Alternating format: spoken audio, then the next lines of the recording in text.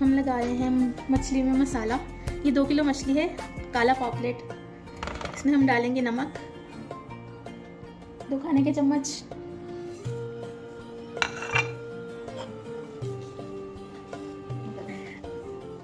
गरम मसाला आधा खाने का चम्मच,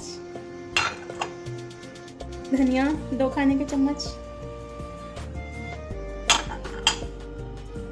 अजवाइन 1 खाने का चम्मच,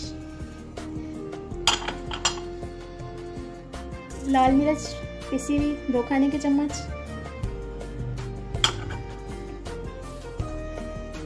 हल्दी 1 खाने का चम्मच,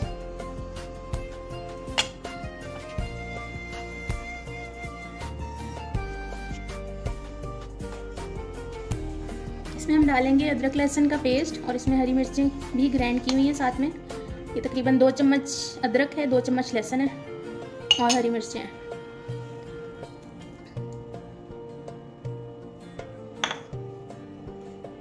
ये नींबू का रस है, ये 4 नींबू का रस है, ये डालेंगे।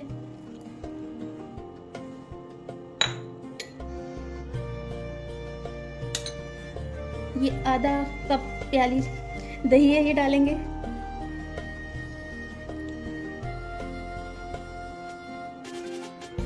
इसको अच्छी तरह मिक्स कर लेंगे।